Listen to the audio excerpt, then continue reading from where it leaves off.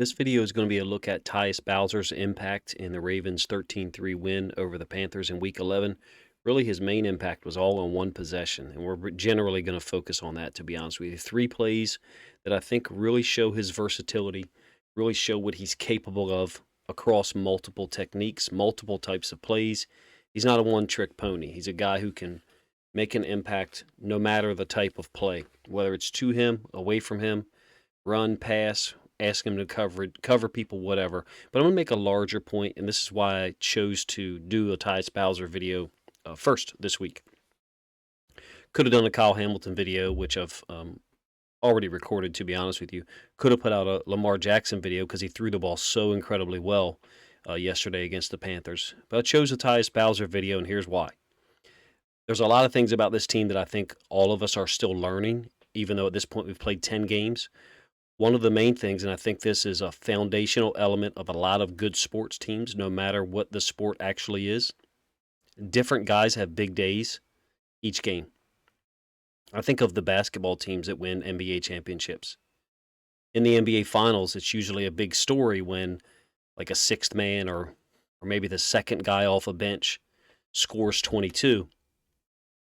And maybe the star or starters, some of the starters, only score 18 when they usually average 28. And it's a big story because it's an NBA Finals game. I understand that.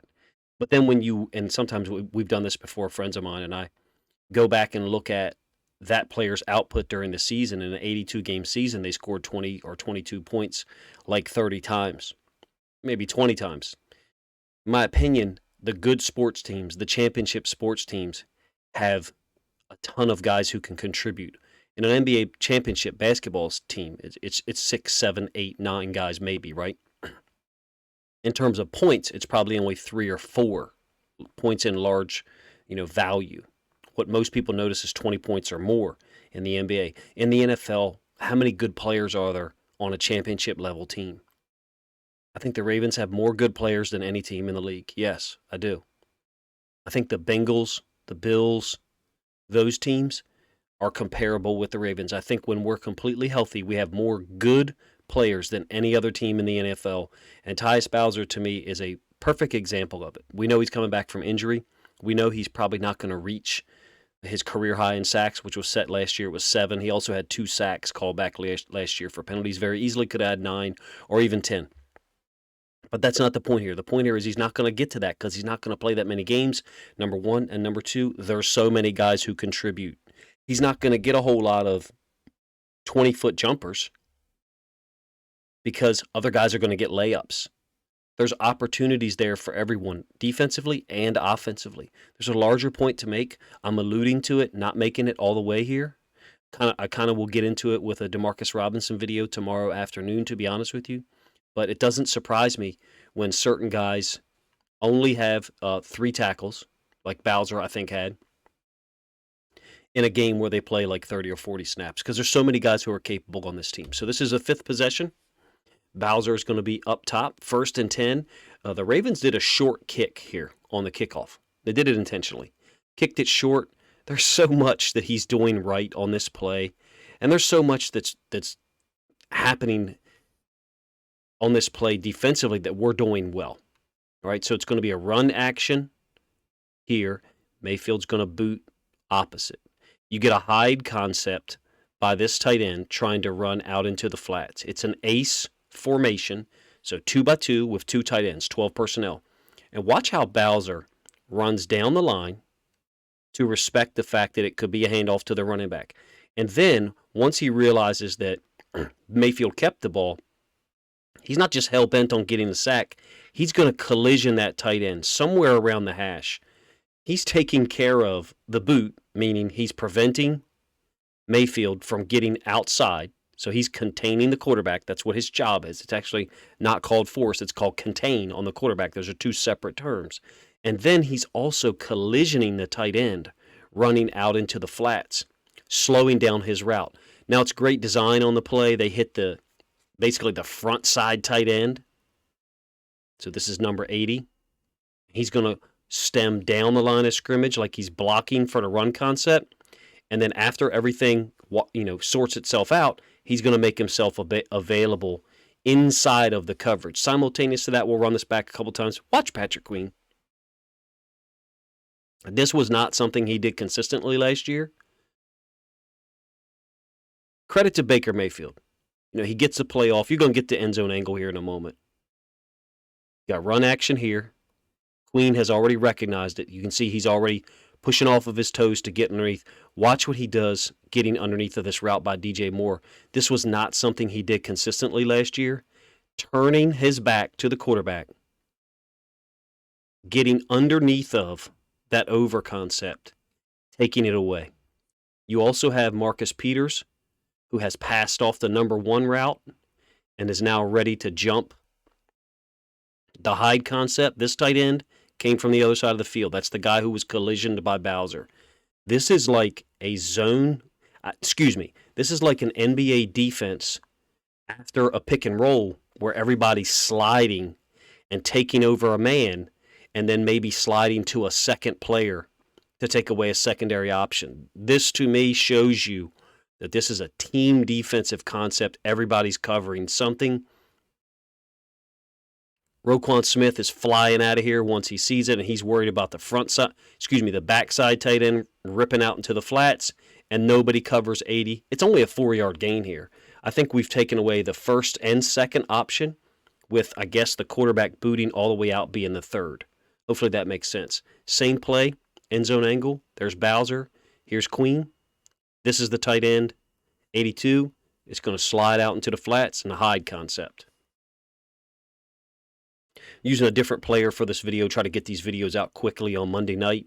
I know people like to watch the Monday night game. I don't. I like to watch the Ravens game because the film is out now. Used to be last year the film didn't come out till like midnight or 2 a.m. if you had international on Monday night. Now it's coming out earlier. It's awesome for content creators.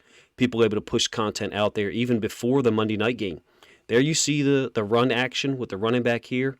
Bowser coming down the line. So if it was a run play and he recognized that the ball was handed off, he could try to chase it down in case the running back cut it back. Here's 82, the tight end, slipping out to the flats. Bowser collisions him and then still maintains outside leverage on Baker Mayfield. Amazing. Again, mentioning Queen getting underneath that route by DJ Moore. Looks like Marlon has passed it off. Great job all the way around by Bowser, containing the quarterback, getting up in the air here to prevent Baker from throwing the ball out here to the hide concept, which I think is the primary option here. Well, I guess maybe the second option with DJ Moore possibly being the first. I know we've belabored this play a lot. I just think the team defense aspect of it needed to be mentioned. That was a 1st and 10 from the negative 31-yard line, 4-yard gain. Here's the ensuing play, 2nd and 6. One thing I want to mention is the Panthers are in 11 personnel. There's the tight end and 1 running back, and we're in our base. JPP and Bowser as the outside linebackers. Strong safety, Stone, free safety, Clark on this play. They're interchangeable, and then 2 corners. We're in our base 3-4 look. Run play to that side. Watch how Bowser takes on this tight end. He just manhandles him, holds the edge. Running back tries to bounce it into the boundary where there's no force player like a nickel, like Stone. Tries to bounce it outside. Bowser holds the C-gap, makes the tackle. Once Roquan Smith shows up, presses the C-gap. You're going to get the same play. End zone angle. There's Bowser. There's Smith. Watch the base block by 80. Trying to turn Bowser towards the sideline. And Bowser's trying to compress him back, stay in his C-gap, but then stay in his D-gap, but compress that inside C-gap. Roquan Smith presses the C. Bowser makes the tackle in D. Beautiful job.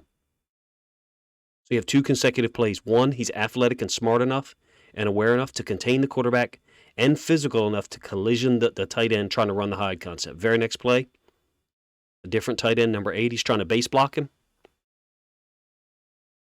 And he's physical enough and plays with great leverage to get underneath the block and then shed it and make the tackle on, let's be honest, Donta Foreman's a badass running back. He had 3 100-yard games in the previous 4 games leading up to this one. Panthers ended up with 36 overall. Pretty amazing performance. All right, still on the left side. This is the third play here.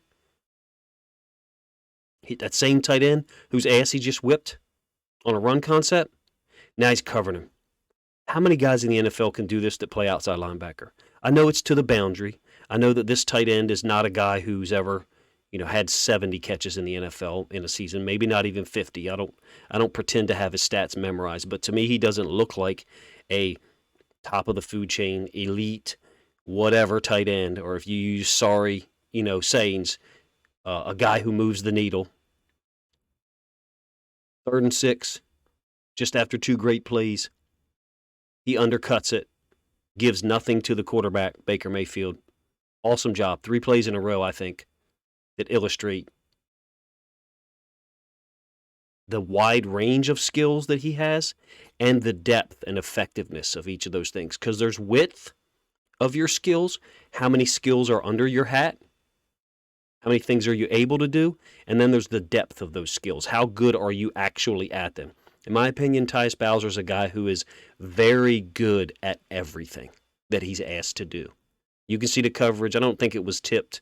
They were talking about, pass interference, or 80 was complaining, whatever. He just got somebody putting hands on him. Again, it's 11 personnel, 3rd and 6, and we've got 3 interior D tackles here. And now the 2 edge rushers are on the same side. I think it was hurry up, but I might be wrong. I think Carolina went hurry up on this possession. Ends up being a 3 and out. I love the physicality here.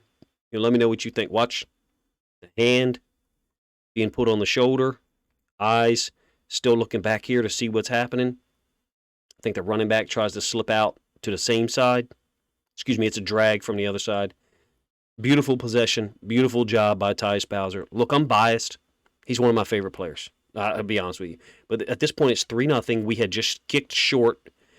I think that the wind and the amount of time had something to do with that, but I could be wrong. I think and it was a question asked by somebody on Twitter.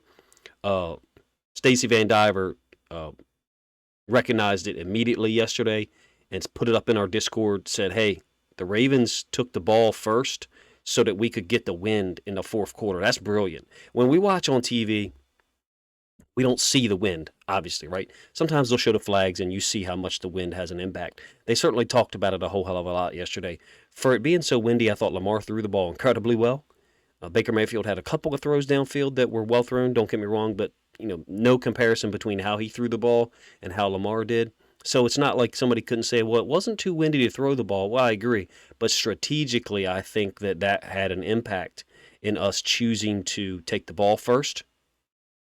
For whatever reason, I don't know the rationale. I don't know the chart that they look at. I know our chart was one thing: if we win the toss, we're gonna defer. We want to play defense first because we want to get a stop. Generally, the Ravens do that. Yesterday, they took the ball. I digressed a little bit. In my opinion, we did a short kick there to try to time it up with the 4th quarter and get us the ball to start the 4th quarter. But in any case, Tyus Bowser got us the ball back quick on the 3 and out. I think that series and that sequence really shows what he's capable of across multiple concepts. Across multiple techniques. And again, I'm biased. I've been a huge fan of his for 3 years. I wish that last year a couple of his sacks had not been called back for penalties on defensive holding. I think both of them was on Marlon, to be honest with you. And a third one, I thought he had a sack on that he was held. And I would love to see him get a double-digit sack season so he could get a little bit more respect from people who only care about sacks. It's a whole lot more than sacks involved in being an edge player in the NFL. And hopefully I did a good job of showing you 3 of those situations in this video right here. Let me know what you think of Tyus Bowser, how he played yesterday on these 3 plays on this series, and then what you think of my breakdown. Appreciate you guys' time.